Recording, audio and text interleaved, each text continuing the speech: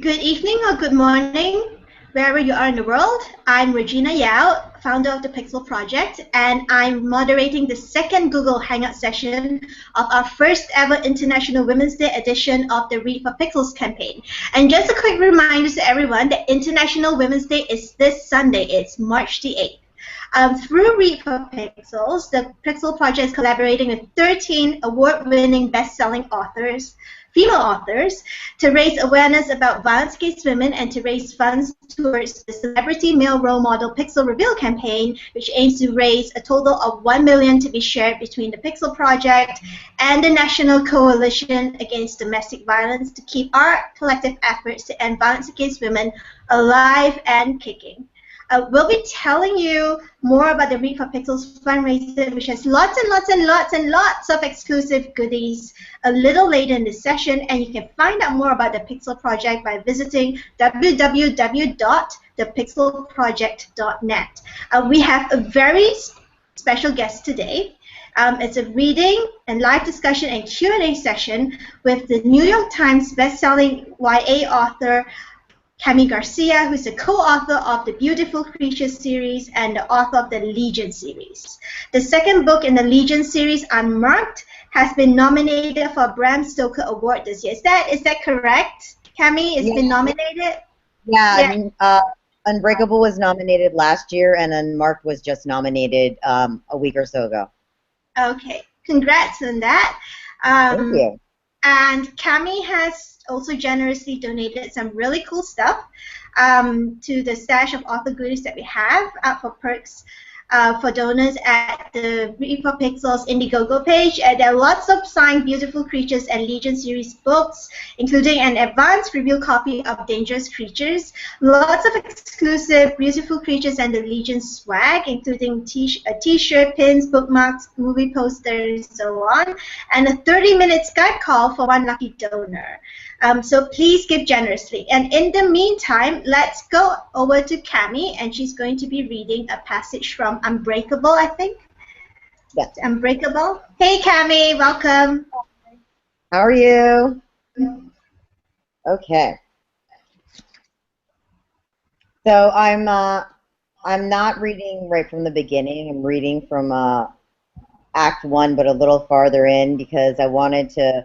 This is a story about a girl who finds out that her family hails from a secret society that is tasked with protecting the world from a demon. And she's just a regular, average girl who didn't know anything about this until her mother dies. So in the beginning, it's kind of her mother dies, and now she's met these other teens who are part of what's called the Legion. And I wanted to read one of the passages where you kind of see how strong she has to be because she has no other family, her mother has died, and now she's with these 4 strangers, these teens that she barely knows, and she's about to go in, you'll find out, she's about to go into a haunted house. And like a week before this, she didn't even believe that there were, any such thing as spirits and ghosts or demons. So I think it's pretty scary. I'm a big chicken. I would never go in a haunted house. It is Chapter 13, Cold Iron. You're about to walk into a real haunted house. With its weathered gray brick and medieval tower, Lilburn Mansion looked more like an abandoned castle from a European guidebook than the scene of a paranormal attack. Whether the spirits inside the house were under the influence of a demon or not, 2 people had almost died here. I wasn't studying maps and sorting weapons anymore. I scanned the 2-story windows, wondering which one the person fell from. You okay? Lucas walked up behind me. I'm good. If I pretended it was true, maybe I would believe it. I was 6 the first time I saw a ghost. Lucas stared at the house, but I sensed him watching me. I woke up one night and a little girl was sitting by the window playing cat's cradle. When the moonlight hit her body, it passed right through her. I pictured the girl with the handprints around her throat that I had seen. Were you scared? I thought it was a dream until I saw her again. She was sitting in the same spot playing cat's cradle. After what felt like forever, she held up her hands with a blue string webbed between them, and she spoke to me. What did she say? You have to lace your fingers just right to catch your dreams, and you don't want to lose them because they're not easy to find again. Then she faded away like she was never there. When I woke up the next morning, the blue string was sitting on the windowsill, looped into a perfect cat's cradle.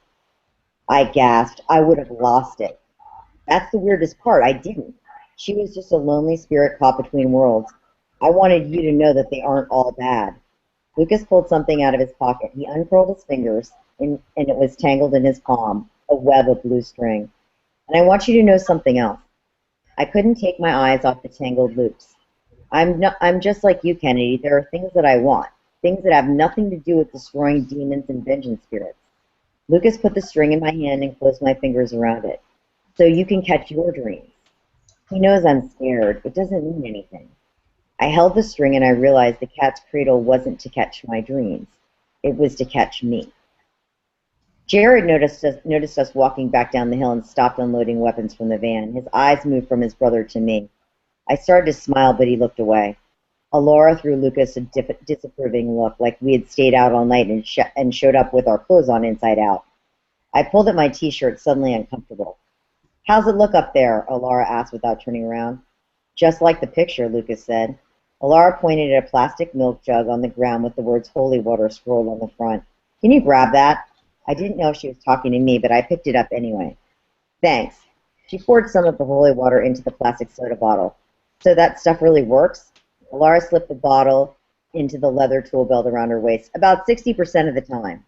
She systematically filled the rest of the slots in her belt, a pouch of salt, liquid salt rounds, a black marker. It reminded me of the way my best friend Elle put on her makeup in the car without a mirror. How many times have you done this? I asked. Alora shrugged. With these guys? About 6. Unless studying and making out in my room counted, I hadn't even been on 6 dates. I wanted to ask so many questions. Would the spirits haunting Lilburn look like the strangled girl from my room? Would they be as easy to destroy? Lucas and Jared only had one gun the night they burst into my bedroom. The 4 of them were bringing a lot more firepower this time. Heads up, Luke. Jared tossed his brother the crossbow, followed by a ripped cardboard box. Lucas opened the box without a word and examined the pointed projectiles. They looked more like long bullets than arrows. Cool, huh? Priest said. Cold iron bolts. I made them a few days ago. Why does the iron need to be cold? I asked. No, that's what they call it when you hammer iron into shape without heating it. Priest opened a box of nails and loaded a nail gun. Spirits hate this stuff. It destroys them or burns like hell, depending on how strong they are. Got it. I pointed at the nails scattered around him. Cold iron? You're catching on. Lucas nodded, loaded the remaining bolts, and filled one of his pockets with salt. His cuff slid up, and a thin layer of salt dusted his wrist. There was a black design on his skin. Is that a tattoo? I asked. Priest glanced at Lucas. Lucas followed my eyes to his wrist and pulled down his sleeve. No, it's nothing. So what's the plan? Priest asked as he handed Jared the nail gun. Jared dumped a handful of nails into his pocket of his army jacket.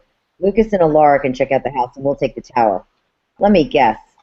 I can monitor the paranormal activity. Priest sounded disappointed. Jared checked the trigger on the weapon. It's an important job. Priest shoved a handheld device that looked like a radio into one of his back pockets and tucked a calculator in the other. Planning to do your math homework in a haunted house? I teased. Priest perked up. I wouldn't need one of these for my homework, but they're good for lots of other stuff. He walked over and stood beside Jared. Lucas and Alora were already standing together. So who am I with? I asked. The 4 of them looked at one another. No one reacted except Priest, who immediately put on his headphones. Nobody, Jared answered. You're staying here. Andres was responsible for my mother's death. If there was a weapon capable of destroying him, I wanted to help find it. I am going with you. Jared pushed past me without a word and disappeared around the side of the van, and I was right on his heels. You think if you ignore me, I'll just wait out here? I don't care. He whipped around. I'm not letting you go in that house. It's not your decision to make. Jared's eyes clouded over and met mine. If there's a vengeance spirit in there, you've been trying to convince me that this is my destiny or my duty or whatever your parents told you guys to make you trade a normal life for this. I yanked on the pocket of his jacket and the nails rattled inside. If I'm really one of you, shouldn't I see what I'm up against? Anger flickered in his eyes. My parents didn't tell me anything. My mom died 10 minutes after she gave birth to us, and my dad told me the truth. Can you say the same thing? I bit the inside of my cheek. Jared's voice dropped. You don't get to judge my father or my life. What we do is important and it means something. I wanted to fire back with a comment that would hurt him the way he'd tried to hurt me, but I couldn't. No matter how different we were, Jared and I shared a common denominator as uncommon as they came. I'm sorry, I shouldn't have. Jared noticed my hand shaking and his expression softened. I didn't mean to yell at you. Why do you really want to go in? Because I wasn't just hunting vengeance spirits. If the four of them were right, I was following the path my mom had left behind, the one she hid from me for reasons I might never know. I had so many questions I needed to answer. Was she really a member of the Legion? And the question I didn't even want to ask myself, am I? Dun dun dun. Cool. And I've read Unmarked as well, and that you really ratchet it up. Like they're really they're really like they're really heading into territory now. Um, Well, I wanted to write about a regular girl who is in a really like terrifying and unusual situation, like a very fish out of water. And in the beginning, she doesn't really realize how strong she is, and she's very apprehensive. She's nervous. She doesn't know if she wants this responsibility. But as the series progresses, she has to find her own strength, and that's what interested me about the character. How would a normal girl react in an extraordinary situation? Would you rise to the occasion? Would you fold? And in my characters, the women and the girls I write about, they have to find a way to rise to the occasion because I don't write weak girls. I only write strong ones. yeah. So what is your definition of a strong female character? Because we ask this of every author because every author seems to have uh, it's kind of like a Venn diagram. They have their definition of a strong female character has some similar traits, but out of those, but it varies a lot as well. So what's your definition? I think the defining characteristic for me is a character who is brave enough to be herself, whether she's feminine or she is, Alara in this series is, a weapon wielding, force to be reckoned with, and she does not apologize for it. She can go toe to toe with any of the guys in the book, and I like a girl who isn't afraid to be herself, who is willing to embrace who she is, and also not wait for a boy to rescue her. A girl who's strong enough to rescue herself or at least try, but also strong enough to accept help, whether that's from another girl, whether it's from a boy. I don't like to write it where the girl is, adversarial and she won't accept help from a boy because he's a boy. I want the boys to treat the women in my books as equals, and I want the women to do the same. So, but ultimately, I feel like there's a lot of books where the girl waits for the boy to rescue her, especially in teen books, more even than adult. And for me, I want my female characters to be strong enough, whether or not they can do it right away or it takes the course of the book. I want them to become strong enough to save themselves.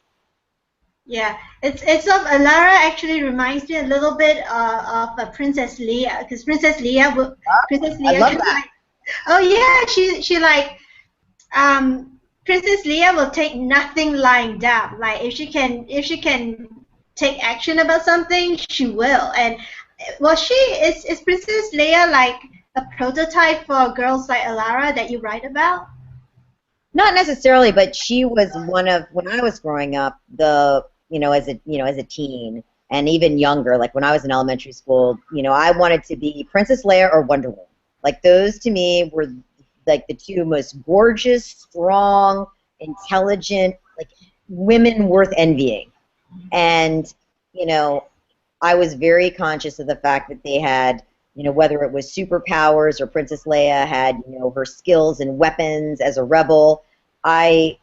That's what I embraced and I wanted to be like. I did not, as much as I loved reading Sweet Valley High and all those books, like most of the other girls in their 40s that are my age. Really, if I could have been anyone, I mean, I was Wonder Woman 3 years in a row for Halloween. And I wanted to have like a lasso and take on the guys and So they're not necessarily a prototype, but for me, whether or not my main character becomes strong over, which is what I usually think is the most interesting, is a character that is like even Lena in Beautiful Creatures.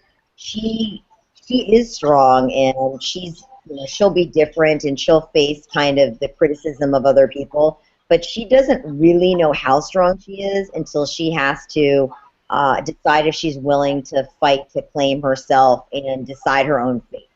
And I love it when a character kind of has to come up against their own fears and insecurities especially as a girl and decide, am I going to be brave or not? Because courage isn't really about, being willing to jump into any situation, without being afraid. It's about, jumping into a situation in spite of being afraid. And so that's what I want the women and the girls that I write about to be able to do. Yeah, because girls need geek culture is just full of men and full of male characters. And growing up, I had Princess Leia like you. I guess I'm younger than you, so I had Princess Leia. And I read, funnily enough, I read Nancy Drew, and I always thought Nancy Drew was really kick-ass because she would follow her curiosity. She would find out what's gone wrong and she would try to fix it. And that was where I started, liking strong female characters. And it just turns out that a lot more women writers like you write characters like that than male writers. I mean, do you think that's true that more women writers write more better rounded female characters than male writers? I mean, for me, I guess because I'm conscious of the lack of strong female characters, especially in like I love adult paranormal. I mean, as you said, mostly written by women, where there's like a lot of strong female characters. I think there's a lot of strong heroines in YA, but definitely, there are way more strong male characters. So I do try to find every opportunity to write a strong, especially the heroine. Sometimes you're supporting characters in my books that are not strong at all and that fit, much more of a weak girl stereotype. But that's never going to be my heroine. That's not going to be the hero of my story. The hero of my story is going to be somebody who embraces who she is, who takes matters into her own hands, who saves herself, and more often than not saves the boys in the book. I like my girls to be able to rescue a boy.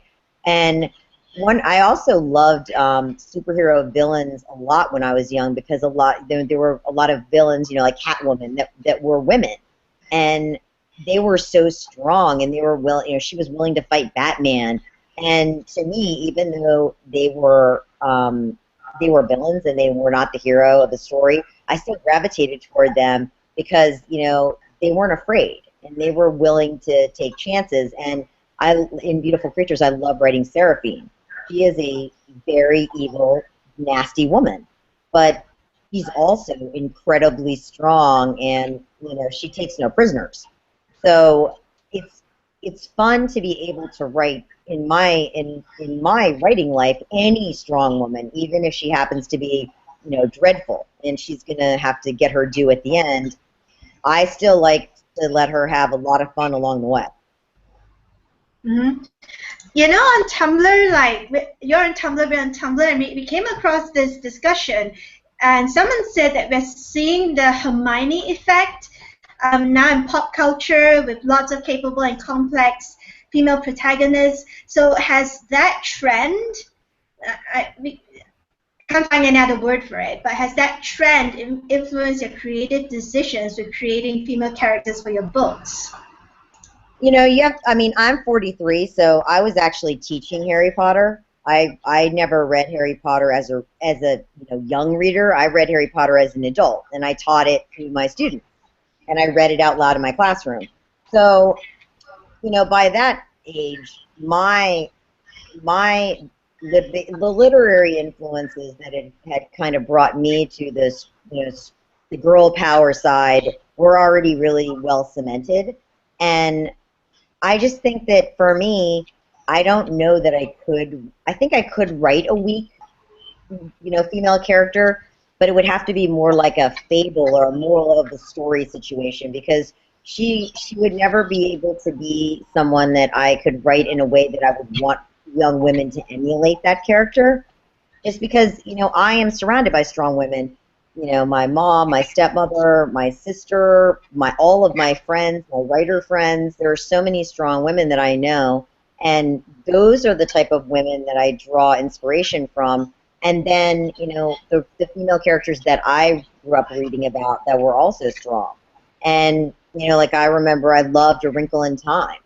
And I love The Lion, the Witch, and the Wardrobe. I always thought Lucy was so brave because she was so young, and she wasn't afraid to go try to help Mr. Tumnus and fight the White Witch. And so I was always gravitated. In fantasy, I think there was, at least children's fantasy, there were more heroines that were allowed to kind of be strong and brave than in more realistic contemporary, and that has drastically changed now, which is great.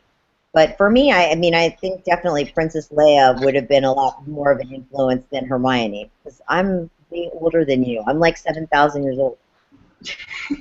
Yeah. Oh, and now we have a case of life imitating art, because Emma Watson, who played Hermione, is now an ambassador for UN Women, and she's actually doing a chat on Sunday for the He for She campaign, encouraging men and boys to support stopping violence against women. And I think that ties in also with the sort of lean in together thing that's been happening over the past couple of days. Sheryl Sandberg's been, her organization's been canvassing lots and lots of prominent men to get them to lean in together with women. And I think that, I'm not sure if you've seen it while you teach, but I teach too in the evenings, and it's really different. The attitudes, the kids' attitudes these days towards gender equality, gender differences, is really, really different. They don't.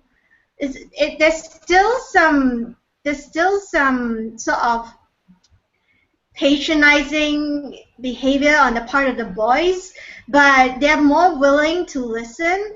So and that brings us back to characters, and you write some really great male characters as well. And how do you balance, if you want to, how do you balance your characters against the female characters so they're not condescending, so that you can see that there's an even give and take?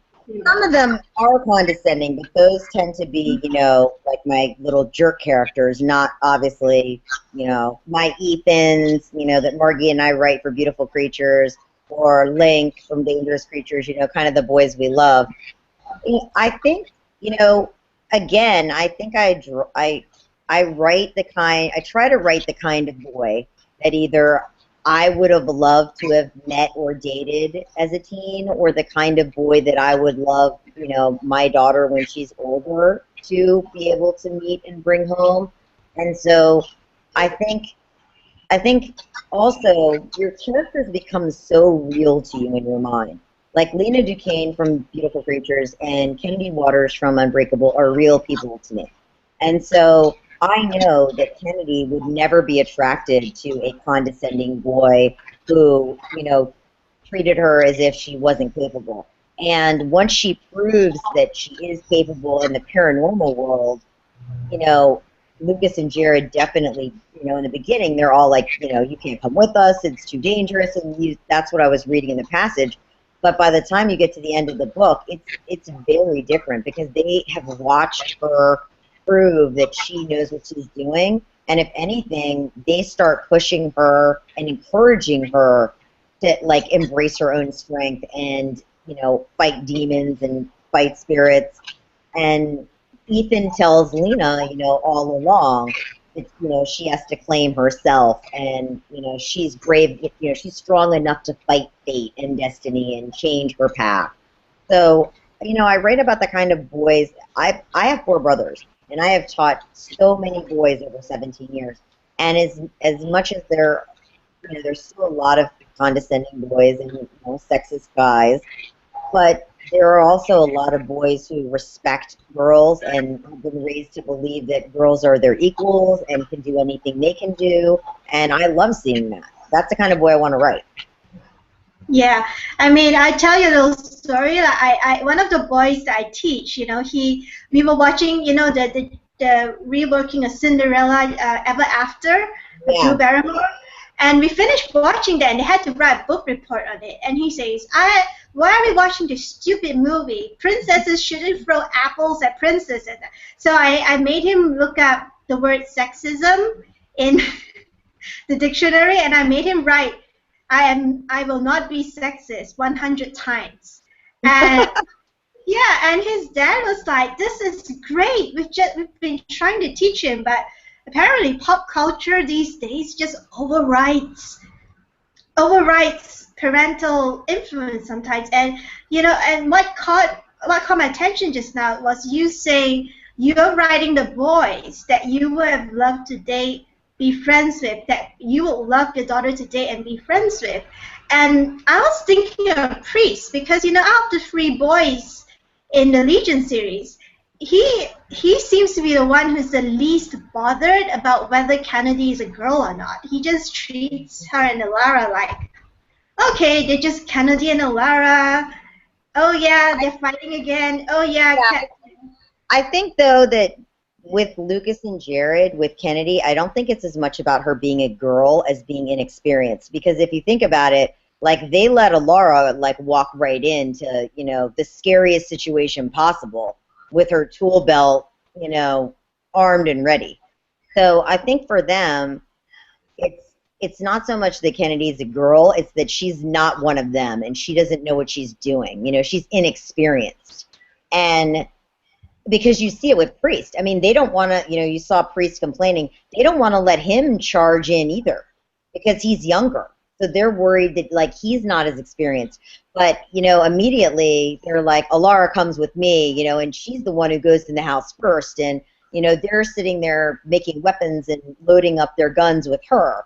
So in a way, she's one of them because she's proven that, she is just as strong as they are. But the younger character, who's Priest, even though he's a boy, he has to prove himself over the course of the book. And then Kennedy, who's kind of this new girl who didn't even know that spirits existed, they're like, she's completely unprepared for this and is not going to be able to figure this out. We have to protect her from the big bad spirits.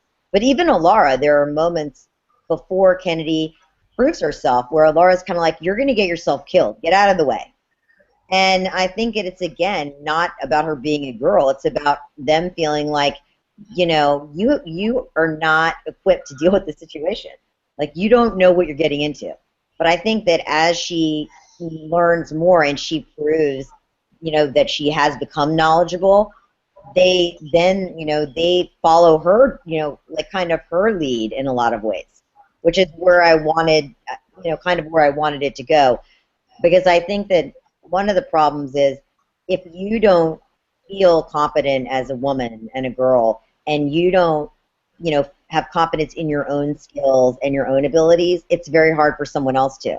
So when Kennedy starts to believe that, like, she's like, I got this, that's when all of a sudden they're kind of like, maybe she does.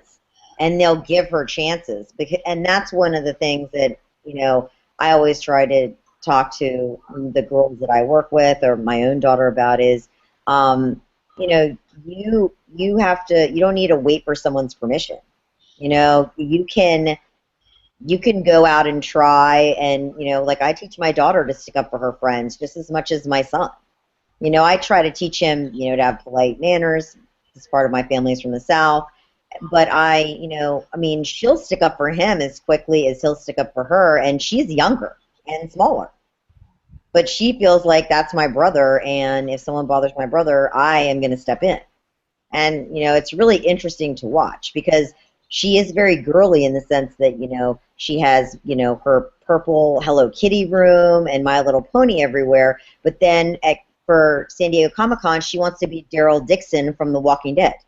And she wants a crossbow. So what I like is the idea that girls are starting to feel like I don't have to be one thing. One minute I can want to like wear a party dress, and I can feel like I want to, I can have a ponytail and wear makeup, and then, but I can also have a crossbow. You know what I mean? Like a girl isn't defined by her appearance, or it's just like I feel like every person's defined by their actions, and so I feel like one of the problems with our society is we want to pigeonhole girls. They need to be feminine, or they're not good at math, or all these kind of old stereotypes that we have, and I want the girls reading my books to realize, like, you can wear a prom dress every day, like Elle Woods and Legally Blonde, and take people on in that way, or you can be like a Laura and have on like your camo and be armed, and like Michonne in The Walking Dead, you can be taking off zombie heads. Like, there's many kinds of strengths as a woman and a girl, and I think that the most important thing is to be able to be yourself and find that strength, and just know that you can do whatever you want or don't want to do. Isn't defined by your sex.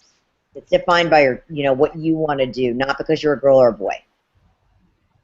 So, we talked about the Hermione effect as a trend, and do you think this trend is going to become the norm? Because we've asked, it's quite, we've asked a few other authors, and they all have varying answers. And do you think like Katniss is really hot now, Hermione as well, and among the younger kids. And do you think that this will, we've talked about Princess Leia just now, and this long sort of since the 1960s, 70s, Nancy Drew right up to now, and we haven't really seen the trend being sort of that's just my perception, but we haven't really seen this trend sort of really become the norm. We might have some of these heroines pop up every now and then in the pop culture consciousness, but not on a consistent basis. So what do you think? Is it going to be the norm soon? I don't think it will be soon. I think, unfortunately, it won't be soon, because I think that part of the problem is it's not, it has to go beyond pop culture. When we still are, constantly judging women by their appearance, even, other women do it, and by their weight, how hot they are, when, the status quo has to always be, women looking gorgeous and being judged by, those kinds of things rather than their accomplishments. I mean, women don't even make the same amount of money, like the same dollar as men in this country still. So I think as long as that's still prevalent, sorry, I'm looking for my plug. 1 second. I don't want to lose my connection. I think as long as that's the reality, it's very hard for the Hermione effect to become inequality, to become the status quo. I think we have an older generation, even older than me, my parents' generation, where there's still a lot of inequality, and a lot of men who don't believe that there should be a woman president, or that women are their equals. And I think it takes a long time to change that, and societal norms need to change first. What we see in magazines and every day, not just one movie like The Hunger Games. I think that helps. And I think, every female superhero, every popular novel that has strong heroines, every teacher that has this discussion with their students and actually discusses what is sexism and the fact that girls are equal to boys. But I think it's a hard thing to sell when, as a society, we won't even pay women the same amount of money as a man for the same job. Yeah, and that I'll send you the link later, but there's just been a report that's come out from the United Nations. I think the U.S. Secretary General actually made a statement saying that they crunched the numbers, and at the rate they're going for pay equality, we won't reach pay parity for another 70 years. My jaw just dropped.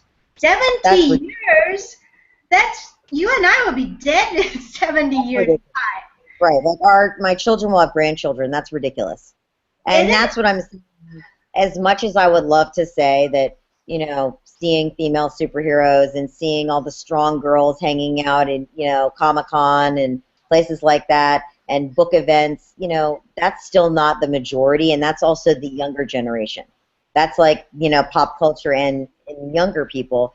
What concerns me is when I overhear conversations, from older people. I mean, Shannon Hale wrote a great blog post recently. She went to a school visit, and all of the girls were excused from class to come and listen to her speak, but the boys weren't, because they seemed to feel like the boys weren't going to be interested in listening to her speak. And one of the boys, who was a fan of her work, had to get special permission to leave class. So think about that. That's a school. So if, as an administrator and teachers, you're already segregating students by sex because a female author comes to the school, so obviously that means only the girls should go listen to her. Like, if we're still at that point, if we're still at the point where it's going to take 70 years for women to make as much money as men for the same thing, we still haven't had a female president. I mean, I feel like as much as we are making progress, and thank goodness, I feel like there's so many more men who are feminists and who support equality for women. I still think we have a long way to go, and my stepfather was a cop for 25 years, and I know a lot about domestic violence, and domestic violence is very, very prevalent, especially against women. Sexual violence and domestic violence is it's still such a huge problem, and my stepdad used to tell me terrible stories about the way even cops would react to domestic violence calls. Like it wasn't such a big deal, or the guy would be like, oh, you know how it is, we had a little fight, I knocked her around a little bit, she'll be fine. And if you can say that to a police, I mean, my stepfather never allowed that, but if a guy can feel comfortable to say that to like a law enforcement official, there's something seriously wrong there. Yeah, and I've been working in the anti-violence against women movement for the last 6 years. Worked for women's rights for far longer than that. And one of the stories, I mean, I'm in Asia right now, and one of the stories that I heard locally is this, someone's friend, a woman, she finally plucked up courage to go lodge a report at the police station because her husband kept beating her up, kept abusing her. And the policewoman who took a report actually said to her, now what do you do to make him angry? And I think it's really internalized. That's our culture, that's our mindset is internalized. Those are the societal norms. Those are the societal norms coming out, and that's what worries me, because it's just like, women who are victims of sexual violence.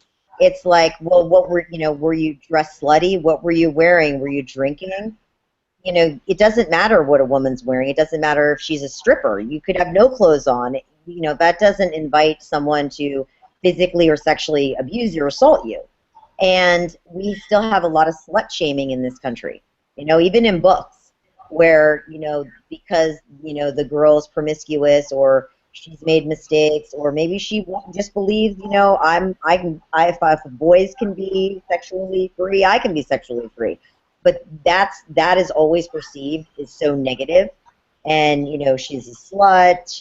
We shouldn't emulate that character. And I'm certainly not in any way encouraging promiscuity.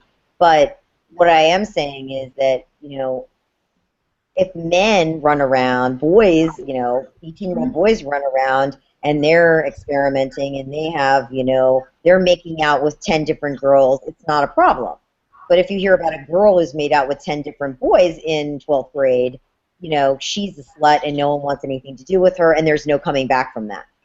And, those types of norms are, like, as you said, they're so ingrained in our culture and our society that it seems like it's going to take a really long time to reverse that, unless we have a lot of people fighting very diligently against it, in these types of forums, as well as, really visible people. Like, how about musicians, actors, people, women refusing to be objectified unless, I always love Madonna because she owned it. Like, if she was objectified, she was objectifying herself.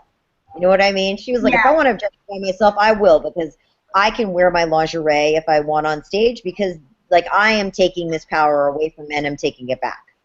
But again, I used to hear people, my mom would, she loved Madonna, but other people's moms would be like, I don't want my daughter listening to that. She's trashy. Look how she dresses. And, to me, she was just like this huge feminist. Yeah. I mean, you talk about victim blaming, and the best example I can think of right now is the Bill Cosby case. Because, 35 women came forward, and over the last, 30 And years. they're all lying, please. Oh, yeah. Oh, yeah. And, yeah. And, we run a Facebook page. We're on the Pixel Projects on social media, because that's what we do. We do online campaigning. We raise awareness. We raise funds. We get prominent people like you, like Joe Hill, like musicians, like we try to collaborate with pop culture figures to start saying, no, this is wrong. And then you have Bill Cosby, who has been called out by lots of people. There are 35, I think it's more than 35 women have. It's over 30 for sure. 35 at the last count. And you see these people still defending him, still going to his shows. And what's interesting is there's sort of a parallel case across the board in Canada. There's a really popular radio presenter called John Gomeshi, and he has abused and injured so many women, and he sexually harassed a lot of the female staff when he was working at the Canadian Broadcast Corporation. And it all came out over the last year, and the public reaction to that, it's so different to the one from to the public reaction to Bill Cosby, because people actually believed the women. They believed them. They started a hashtag called I Believe Lucy, because one of the women he assaulted or harassed, harassed or assaulted, I can't remember which, but pretty badly. She's the actress in Canada, and she actually stood up and said, he did this to me. And then it started with 3 women, and I think now there are 5 women who come forward to press charges. And what struck me is that there's no statute of limitations in Canada, or at least the province of Ontario, for reporting sexual assault and rape.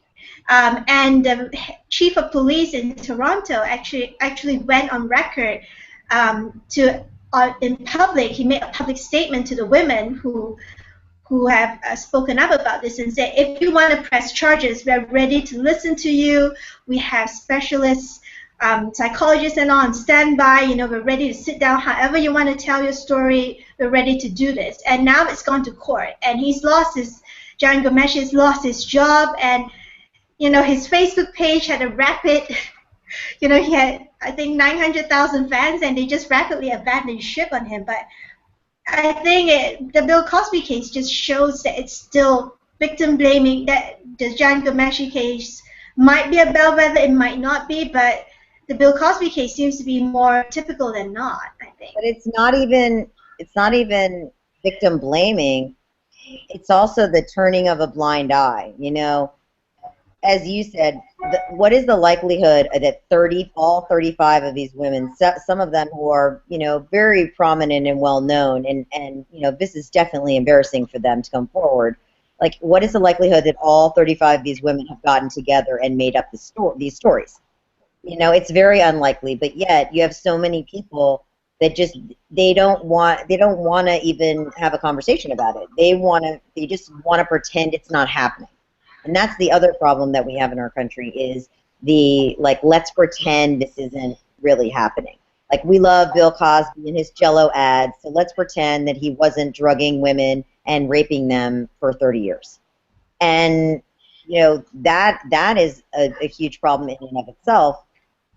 When, when you think about, I have friends who have you know, been sexually assaulted, especially during college, or physically assaulted, and, you know, no one stepped in, no one tried to help them, especially when it was physical. You know, like Mhm. guys grabbing them and pushing them, and, you know, and no one does anything. Like, well, that's probably her boyfriend. Like, as if it's because it's her boyfriend, he can drag a girl out of a bar unwillingly or throw her against the wall. And again, you know, you think of how many rape cases you have where if it's the guy the girl was dating, she was on a date with him, all of a sudden there's this huge question of whether or not she was asking for it. You know, like, well, they were dating. You know, you can be raped by someone you're married to. Like, and again, like, that shows us a difference between like where we are, our society is, and in America versus what's going on in Ontario. When you have a police department that says we believe you and encourages women to come forward, you were telling a story about a police woman who was kind of like, what did you do to make the guy mad? Like, that's very different than having, you know, people dropping off the Facebook page. You have people defending Bill Cosby left and right. Like, it's the most ridiculous thing I've ever seen. You know, Oh, it's and almost as bad as the, you know, I was living in LA when the O.J. Simpson situation happened, and it mhm. was, I was thinking, like, how many, you know, how much of a history of violence does one person have to have before people recognize that they're dangerous? Whether it's to, you know, the population at large or just the woman who happens to be, you know, the object of their anger and obsession at that moment.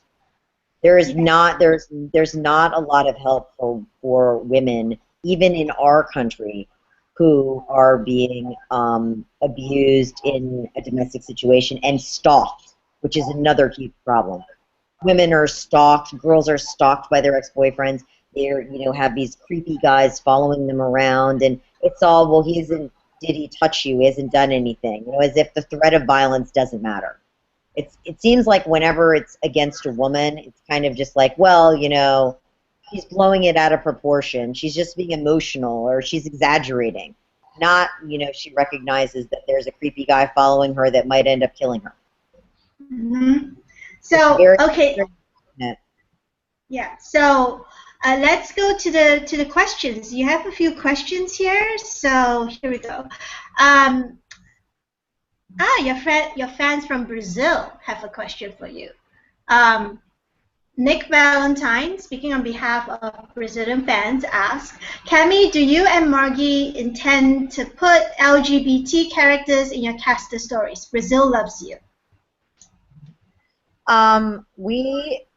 We don't necessarily talk about, like, picking a character's sexuality, even race. I mean, you know, we have a lot of African American characters, but we don't say, like, let's make this character African American, or, you know, it's kind of like, to us, you know, two of the strongest women in the series, Amma and Marion, are African American, and, like, of course, why not? You know, they're brilliant women, and they happen to be from that area, and, you know, have a Creole culture which is based in people from the islands that are African American.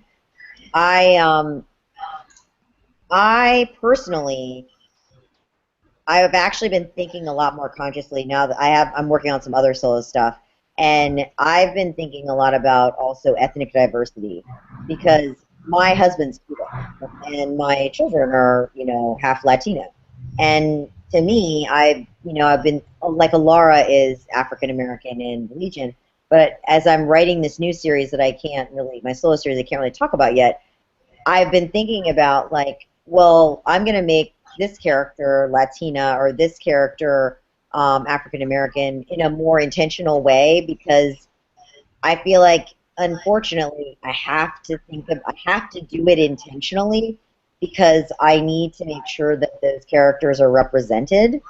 Um, I haven't purposely picked an LBGYT character, but I wouldn't, you know, not want an LBGYT character in my story either. I'm a little, in general, prude. Like, no one's really, you know, doing anything that wild in our stories yet. So I always feel like, I don't know, I feel like, in a way, you know, Ridley's very kind of, you know, she certainly likes boys, but I feel like she just embraces everybody's hotness. So I feel like there is definitely room for that in our universe. You know, like I feel like Ridley would just be like, you know, she says if the girl's hot, if the boy's hot. So I feel like, but I feel like we, as authors, like we have to think about it more intentionally because otherwise we're just the different minorities, whether they be racial minorities, religious minorities, sexual minorities, like they're not going to be represented. So that's what I find myself doing is now trying to ask myself that question, like, you know, you know, does this character need to be white? And you know, 9 times out of 10, the answer is no. I mean, unless you're writing a character where they happen to be in a very insular, you know, Anglo area, of course they don't all need to be white. So you know, I try to think about it in those terms because, and also biracial, because I feel like there's a lot of people, just like there's bisexuals, there's biracials. I feel like there's a lot of people who also haven't figured out their sexuality yet. You know, Margie and I have talked to many teens where, you know, they'll talk about attraction, but they, you know, I'm attracted to girls and to boys, but like they haven't had any sexual experiences, so they haven't really decided what they are yet. And some of them, interestingly enough, feel like they don't have to label what they are. Like, I just am attracted to who I'm attracted to, and that's the way it is. And I think that's also really cool. Where, like, when I was younger, if you know, my friends that, you know, were gay or bisexual, like, that had to be like a huge statement and label and a big part of, you know, they had to come out and say that. There was all this coming out of the closet. And now I hear about my friends saying, oh yeah, my daughter just said, oh, I have a girlfriend. Like it's the most natural thing in the world. Like she didn't come out. She just mentions her girlfriend. And so I think like when I hear things like that, it seems like that in a way, like we're making progress in that when the next generation doesn't feel like they have to use those labels.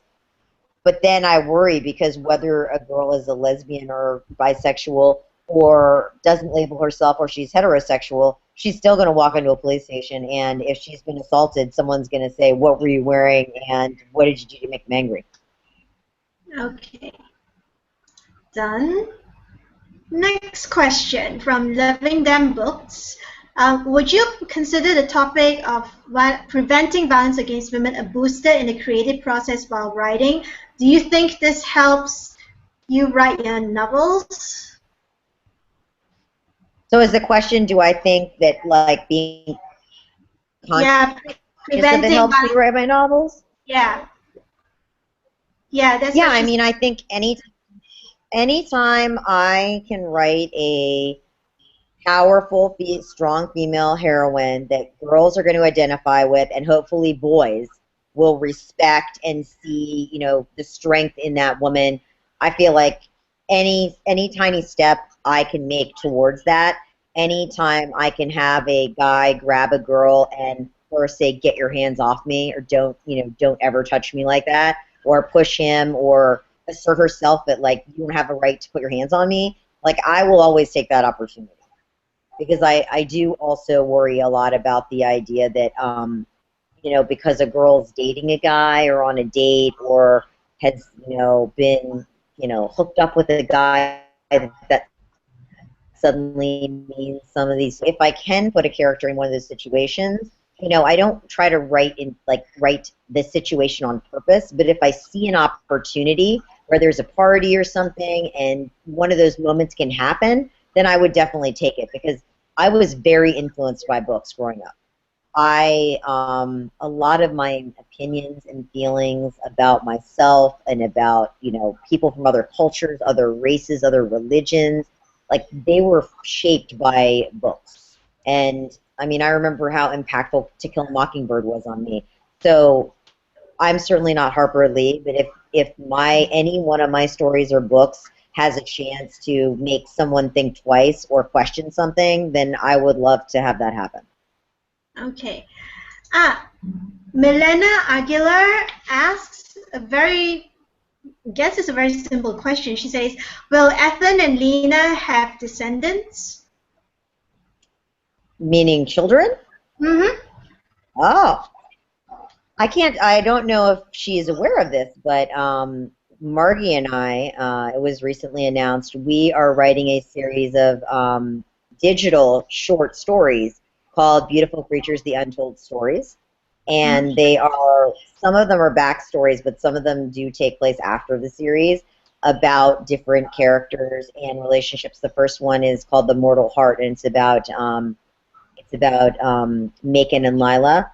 But I can't really, I mean, I certainly think, of course, they could, but I can't really say whether or not we're going to reveal that, because it seems like we're never quite done with the Castor world. Like, we keep coming back to Beautiful Creatures. So I feel like, you know, you'll have to wait and see what happens. Okay. Loving Them Books has another question. She says, Lena is a very determined and strong character in Beautiful Creatures. How do you think authors like yourself can best support efforts to kick off social change and end violence against women through the influence of the characters that you write about? Well, I think it has to be more than that. I think it has to be participating in things like it has to be when you're speaking to school groups or you're on a panel, you know, and there's an opportunity to talk about strong characters, about equality, about violence against women, about stereotypes. You have to take those opportunities, and you have to also you have to be comfortable owning your. Might not think about Bill Cosby or what I think about, you know, these what I perceive as very cowardly men running around pushing girls and women around. But I feel like you have to own your opinion too, because I'm certainly not, you know, I'm not Beyonce. I don't have millions of people watching my every move. But I think anybody in the public eye who has some influence. And so the best thing that you can do is to use that influence in a positive way. And I always think that education is the best answer, because a lot of people don't always realize that they're being sexist or that they have these more, they're listening to something like this, or someone broaches the question, or a topic comes up, or a character surfaces in a book. So I feel like sometimes people just need the opportunity for that wake-up call, that like aha moment where they're like, oh my gosh, I'm perpetuating this, or I'm part of the problem, or there's something I could do to change this. Okay. Yeah, because you talk about just like you talked about, I saw that blog post by Shannon Hill that you were talking about, and just link that in with what you mentioned about influencing audiences, talking to young people, and all that. It seems like if for women writers, some schools still segregate the kids. How are we going to get over that? Get the schools to get over that, so that they have a mixed audience, so that authors can actually talk to both boys and girls about violence against women and sexism and all that. Yeah, I think we have to address it really directly. I mean, because Beautiful Creatures is written from a boy's point of view, we've always had boys and girls in all the assemblies and school visits. Because Ethan is, he's telling us the story. It's really his story about his town and the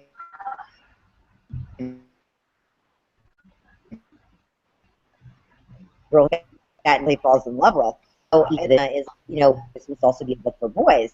But now that I read Shannon's tweets and I read her blog post, I feel like I'm going to have to, if I am going to do a school visit, I'm going to have to actually ask and make sure that my talk or visit is going to be available to both boys and girls.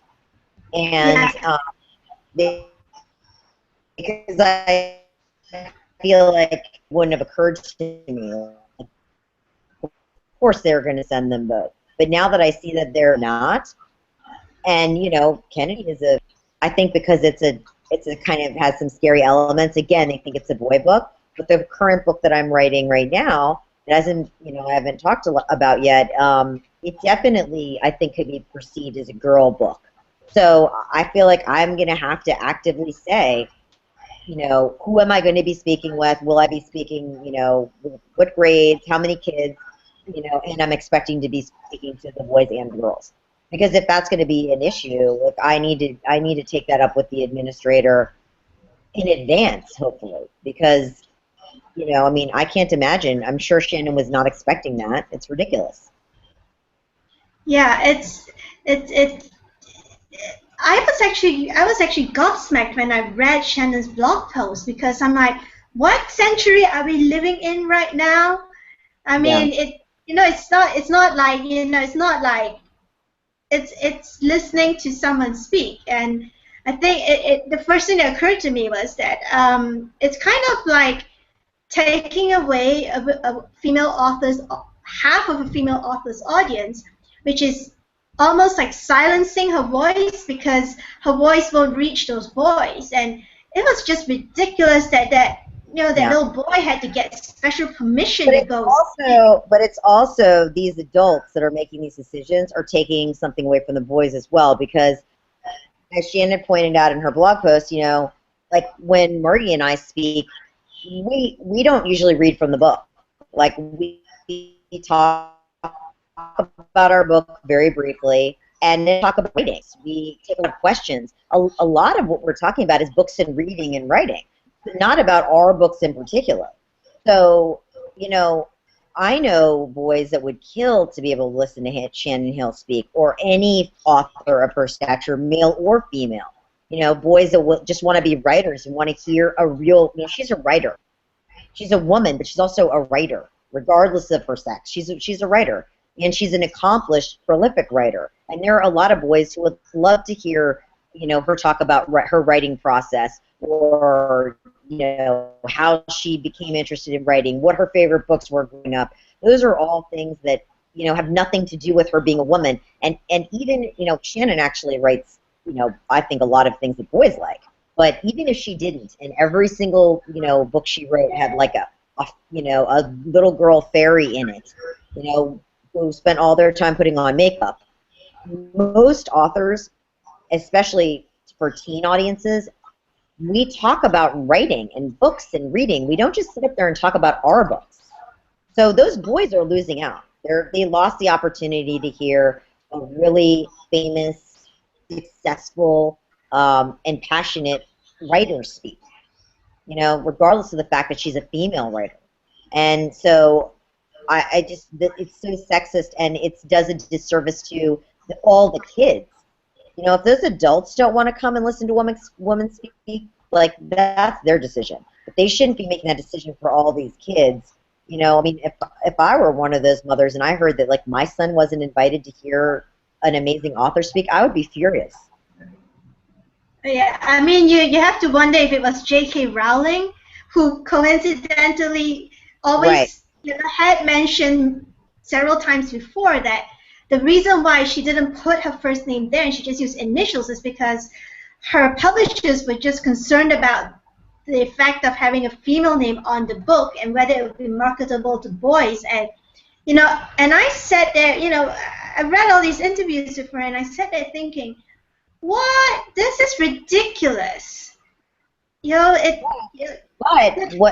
a lot of times those beliefs come from somewhere. They do testing. I mean, I remember at one point there was, like, publishers said, we've learned that teen audiences prefer if you're smiling in your author photo. And I was, so I would guess that they might investigate this or do some sort of informal polls or focus testing. And what's more frightening is it's probably true. I know a lot of women who write with initials or with, like, a pen name that's sexually, gender ambiguous. And I think it's sad. Thriller writers, a lot of times, you have some really successful female thriller writers, but thriller writing, is still dominated by men.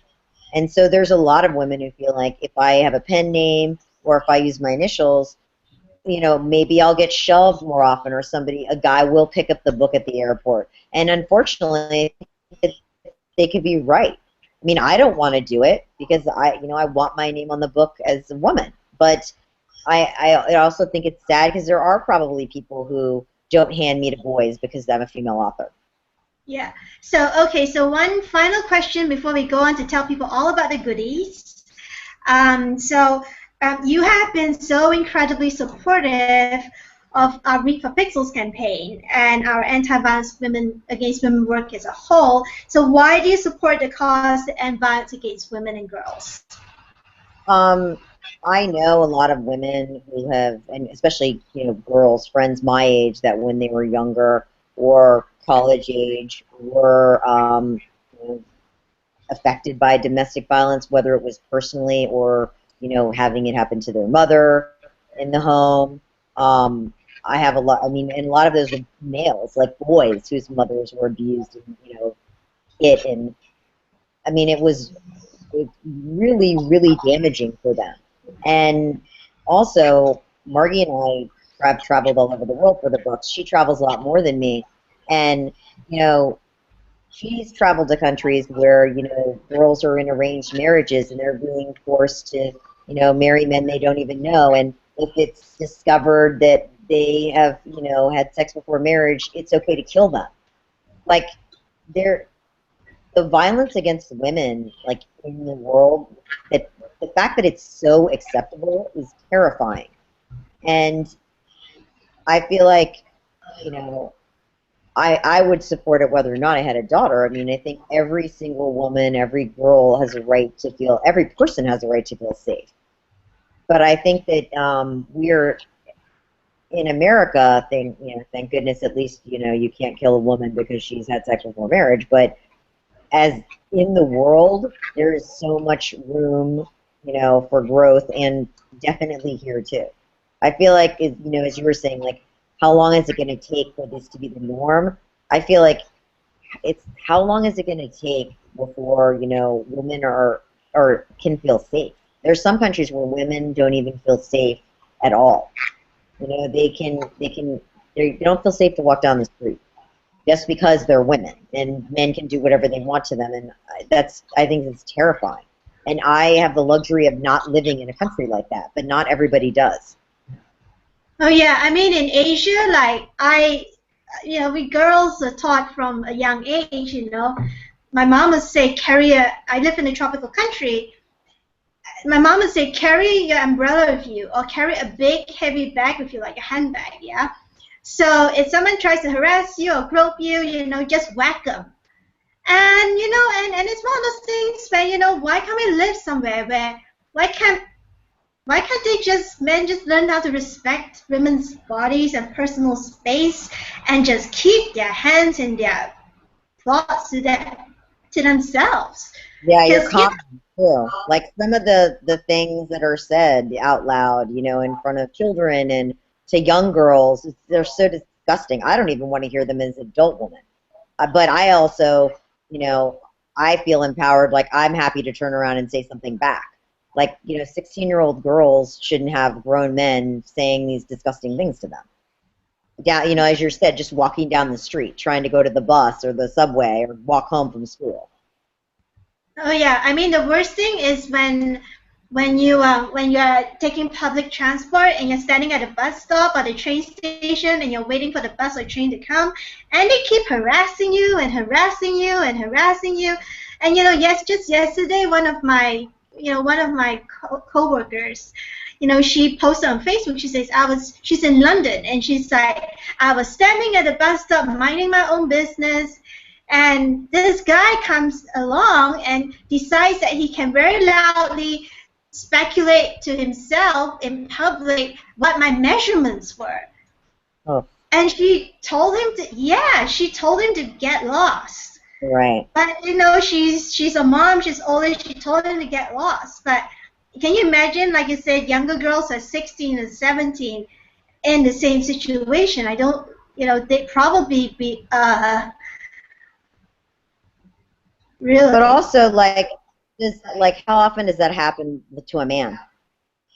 Like you said, for a woman, you have to constantly be thinking about, who's in the parking lot with you, who's standing behind you. If it's, if you're alone walking to your car, is someone going to attack you? Do you have a heavy bag? I have friends that take, the subway in Washington, D.C. and New York, and talk about, getting, groped all the time by strangers, and how they have to like wear certain things or position themselves in a certain way when they're standing in a subway car to prevent people from like touching them and violating them. Like, that's outrageous. Oh yeah. You have to have a specific like tactic for how you sit on the subway so that no stranger molests you. Yeah, and it's like if you go to a Tumblr, we posted a picture with a caption. There was a woman in Nepal who was interviewed about public harassment of women, and she said that she got so tired of it that she now carries a safety pin. So if anyone tries to grope her, she just jabs them with a safety pin. That's And awesome.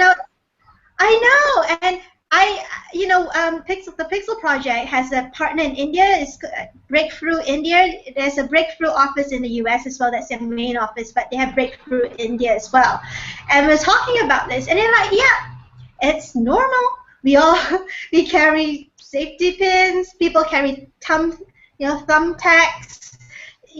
They carry umbrellas like us, and you just use it to defend yourself. And you really shouldn't need to do that walking down the You could be in like public transport, and the thing is, it's not like we're talking, about, people who are drunk or under the influence of drugs. Like, you're talking about like average regular guys that just feel like it's fine to like grope you because you're on the subway and you're not going to say anything, or nothing will happen to them.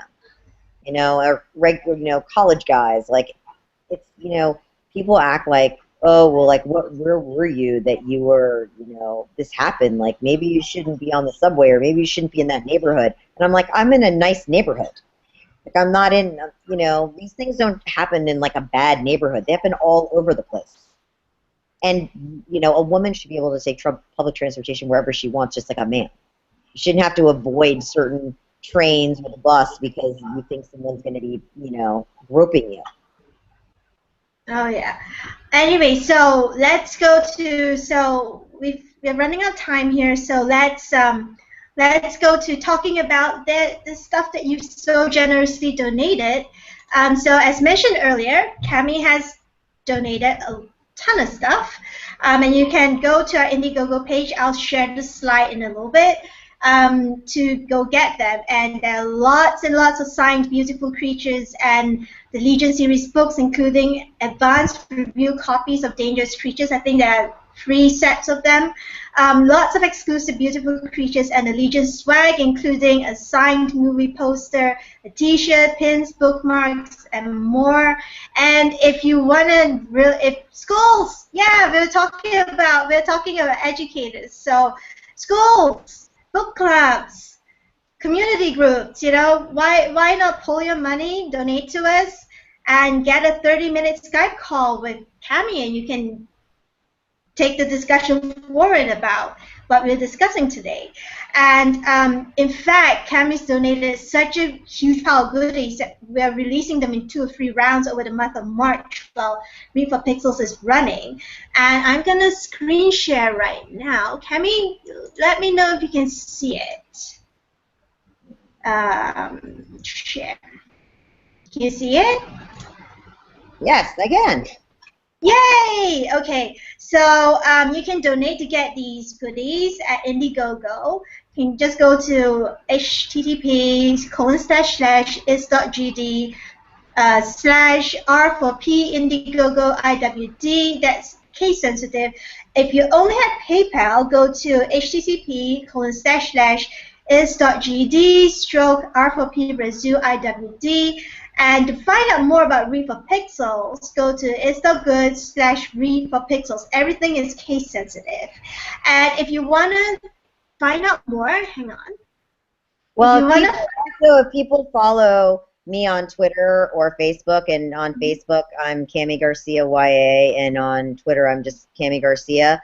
I have posts on Facebook and my Tumblr and on Twitter that have the graphic and information about the links to go to get the perks. So if someone can't remember them, you can just go to the page and then look it up, or some of them are live links. You can just click on it to get to the Indiegogo page where all the goodies are. Okay. Got it. So you want to find out more about the Celebrity Male Role Model Pixel Reveal campaign, which these funds are benefiting. Please visit reveal.thepixelproject.net, learn more about it, and please donate generously.